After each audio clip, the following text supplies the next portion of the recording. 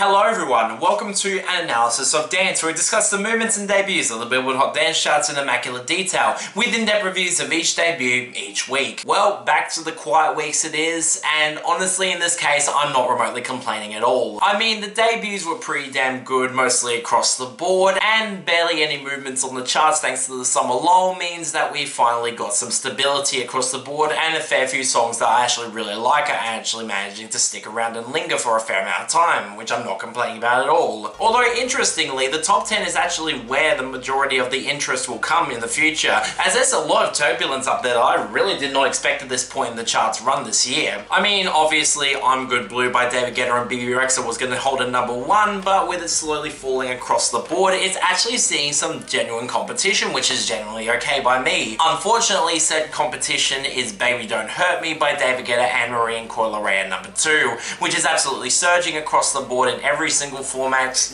Great, this might actually hit #1 soon. We're fucked if that happens. Thankfully though, we got Trustful by Pink at #3, which absolutely surged on sales and has the radio support where it actually saw a considerable jump up the Hot 100, which for Pink in 2023 is absolutely surprising. I did not expect that would ever happen. I mean, I don't expect it to really have a chance of challenging for any of the top 2 anytime soon, but hey, I'm not complaining that's sticking around for a fair amount of time. It's definitely one of the better songs that's become a hit on the Hot 100 in 2023.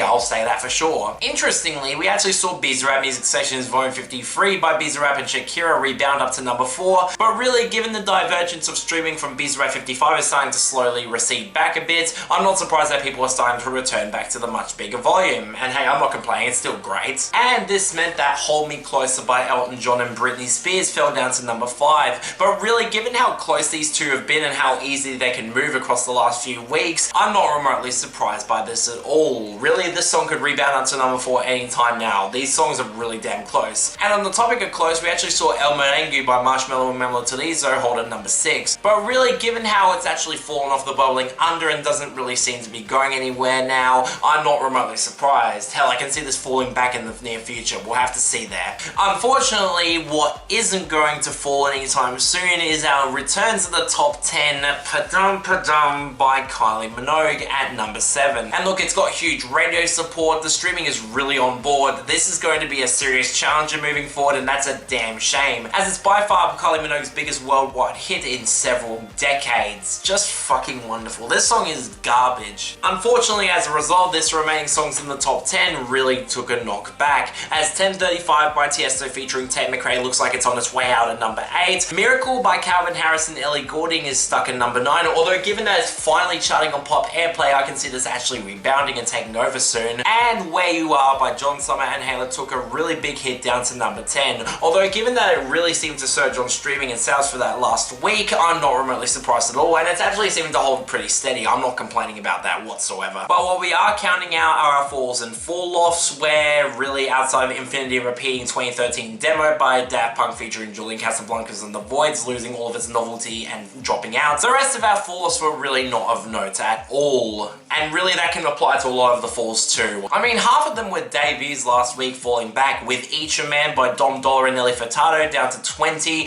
Self-Destruction Mode by the Chainsmokers and Blood Nymph down to 23, not hard enough, and I Like You by Tovlo at 27. But outside of that and the sad underperformance of Side Effects by Becky Hill and Lewis Thompson down to 48, man, this song has not had any sort of staying power. I'm not remotely complaining that Wish I Could Forget by Slander, Black Bear and Bring Me the Horizon is continuing to just absolutely flop down to 44, and that Bizarrap Music Sessions Volume 54 by Bizarrap and I Couldn't Hell is falling back a bit to 40 as it loses a bit of the streaming novelty from Bizarrap 55. Again, I'm not complaining, it's a really bad volume, easily the worst of the ones that I've charted so far. But I'd certainly say those are way more interesting than what we got in our jumps and comebacks, all of 3 this week. I mean, while I'm not at all happy that Crying on the Dance Floor by Endless Summer and Violet Days rebound big up to 39, as it looks like it's actually going to be stable and make the year-end list, just wonderful. If the bigger jump was the Lost Soul Down by MBS PLV up to 15 off of the huge streaming, I'm not remotely complaining at all. That would be really cool to see become a hit. Hell, on that topic, our one comeback this week was Push Up by Creed's back yet again at 47,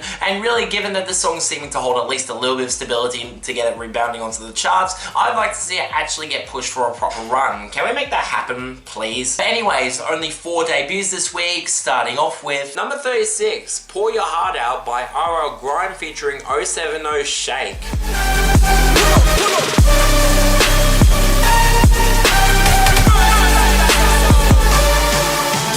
This is the sort of collab you'd be initially really surprised in, but once you dig a bit deeper, you know that it would make all the sort of sense in the world. 070 Shake has really been building a lot of momentum, especially on dance music with her appearance on Swedish House Mafia's Lifetime and her heavy sampling on Fred Again's Danielle Smile on My Face, so it was only a matter of time that other acts would jump on board and get her on vocals. I mean, I was excited for this given Grime's hardwave sound is really refreshing to hear nowadays, and given his last collaboration with Nero was absolutely fantastic, I was expecting this to really work too, especially given how much I really like 070 Shake as a performer. And yeah, shocker, this actually worked really well for me. I mean, there's not really a whole lot here that really distinguishes itself from Renegade for me, mainly focusing on some gorgeous atmospheric hard wave production with some fantastic melodies and a huge sense of space that really builds up towards the drops that absolutely explode with some great melodies across the board. Hell, said melodies on the songs aren't all that different, all things considered. You can definitely hear the formula that he's trying to replicate here. And yes, I will admit that 070 Shake's vocals aren't nearly as expressive as Alana Watson's on the song, really few singers are, but she still sounds absolutely great here. It's just a very goddamn solid hardwave song that, whilst not remotely new for Grime, still works nonetheless and is very welcome on this chart. So yeah, this is a really good song. I like it. Number 35, Welcome to the Opera by Anyma and Grimes.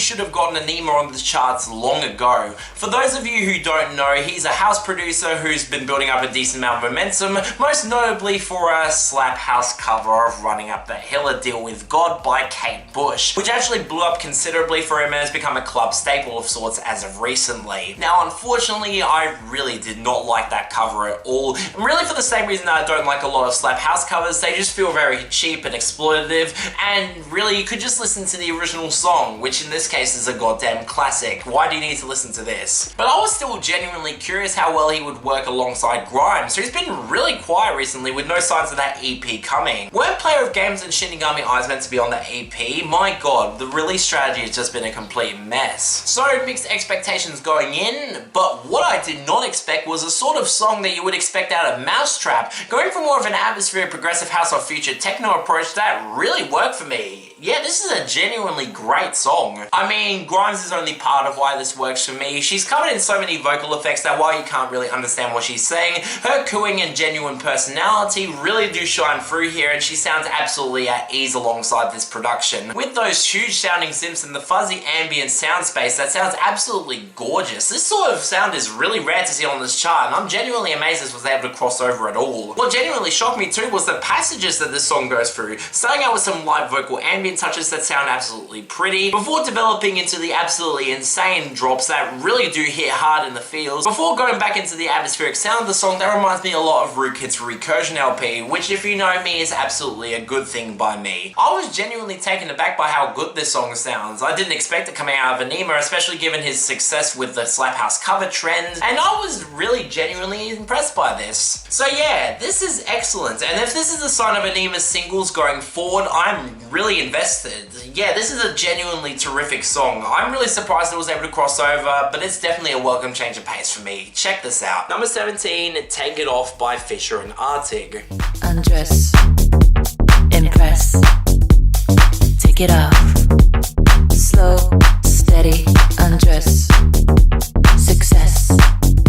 This collab makes all the sense in the world, and it's honestly kind of hilarious thinking about it. I mean, Fisher was one of the frontrunners of the modern tech house revival, and given that Aatig's been building up a decent amount of momentum as the literal wife of Chris Lake and a genuinely fitting singer on a lot of tech house songs, I was genuinely excited for this, and shocker, this absolutely worked for me. Aatig once again absolutely delivers in the vocal department with her really exaggerated rap singing vocal abilities that really do make her stand out in a lot of tech house songs nowadays. Well, she's a great presence, and I'm glad that she's been building up a lot of momentum recently, especially with those vocal samples at the beginning and end of the song that sound absolutely hilarious as she's goofing around the studio, playing into the silliness of this whole song. The progression though is what I really love, where just like his best song, Yeah the Girls, Fisher develops it where the final drop of this song is the main element that needs to be listened to, starting out with some very minimalistic tech house production with barely any melody, before exploding out with a mix of these really gorgeous synths and some genuinely great sounding percussion that really does fit well with the rest of the song. Again, if you're replicating the formula that gave us Yeah the Girls, I'm definitely not complaining here, especially with this being one of his better songs in recent memory. So yeah, this is a genuinely great song, and given the success of other tech house songs of this style and even in the humour, I expect this would actually stick around as well, which I'm not complaining about. It's genuinely great. Check it out. And finally, number 11, Vulgar by Sam Smith and Madonna.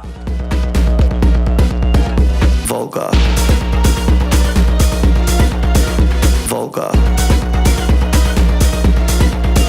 Vulgar. But on the opposite end of complaining, oh dear God, why do we need this to happen again? I mean, I was already unconvinced by Sam Smith's style on Unholy, and getting Madonna on board in 2023, yeah, yikes, I was not looking forward to this at all. So yeah, as you can tell, I had absolutely no expectation for this, especially given the reception of this song was really damn bad, and oh wow, this is an absolute disaster of epic proportions. This sucks. I will admit, I definitely do get why people would like this. The Vogue-esque production that really does build up across the song definitely does hit, especially towards the end with the house beat, where it actually sounds not bad, I'll give them that. But the mixing of this is absolutely terrible, as the vocals are placed way too loud. All the instruments sound really fuzzy and unflattering to Sam Smith's vocals, where they sound absolutely awful on the song, and the random samples of moaning alongside the stutter edits just really make this feel gross and completely cringeworthy across the board. Speaking of forced and cringeworthy, the worst part of this song is absolutely Sam Smith and Madonna's vocals, who both try for the rap sing delivery and try to assert dominance in their sexual side, but not only do I not remotely buy them as rowdy and rebellious sex icons, given they don't really have much in the way of detail aside from generic self-love platitudes, but they also have shockingly little chemistry on the song. Combine that with the absolutely pile of cringe lines from Madonna talking about having a three-way with Sam Smith and the viewer before splitting the banana. This lady is 64 and Sam Smith is 31. Gross. And you have one of the most insufferable songs that I've heard on this chart in recent memory. I mean, at least it's unique, but still, this is absolute crap, and I really do hope it flops soon. So yeah, this sucks. Skip it. And yeah, it's by far the worst here. One of the worst hits of the year if it actually manages to stick around. But for the best though, yeah, this was really damn hard. All of the remaining debuts were really damn good across the board. Although that being said, I'm gonna have to give the best to Welcome to the Opera by Anyma and Grime. Yeah, I'm genuinely shocked by that. Although that Fisher and Aatig song was really damn close. They're both great songs. Next week, there's a few promising singles on the horizon that definitely could be wildcards with the American public, so we'll have to see what crosses over. But yeah, that's all for this episode of Analysis of Dance. See you next time.